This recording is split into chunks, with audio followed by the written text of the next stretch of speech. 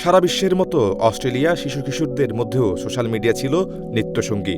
শহর থেকে উপকূলে সবখানে 13 থেকে 15 বছরের কিশোর কিশোরীদের হাতে দেখা যেত ফোন আর ফোনে স্ক্রল করা। কিন্তু বছর শেষের দিকে এসে পাল্টে গেল দৃশ্যপট। অস্ট্রেলিয়া ঘোষণা করেছে 16 বছরের নিচে কেউ আর সোশ্যাল মিডিয়া অ্যাকাউন্ট খুলতে পারবে না। ফেসবুক, ইনস্টাগ্রাম, টিকটক, স্ন্যাপচ্যাট, দৈনন্দিন জীবনে যে প্ল্যাটফর্মগুলো ছিল কোটি কিশোরের অংশ, সেগুলো এখন অপ্রাপ্তবয়স্কদের জন্য বন্ধ হতে চলেছে। পরিসংখ্যান বলছে 13 থেকে 15 বছর বয়সীদের মধ্যে স্ন্যাপচ্যাট ব্যবহারকারী 4,40,000, ইনস্টাগ্রামে 3,50,000 আর টিকটকে 2 লাখ কিশোর কিশোরী সক্রিয়। নতুন আইন কার্যকর হলে একদিনে বদলে যাবে অস্ট্রেলিয়ার ডিজিটাল মানচিত্র। এই সিদ্ধান্ত ঘিরে বিশ্বজুড়ে কৌতূহলের ঝড়। কারো কাছে এটি সাহসী উদ্যোগ, আর কারো কাছে এটি অযাচিত হস্তক্ষেপ। তবে প্রশ্ন রয়ে যায়, এই আইন কি সত্যি কিশোর কিশোরীদের সোশ্যাল মিডিয়া থেকে দূরে রাখতে পারবে, নাকি তারা খুঁজে নেবে নতুন পথ? News desk, CRS TV।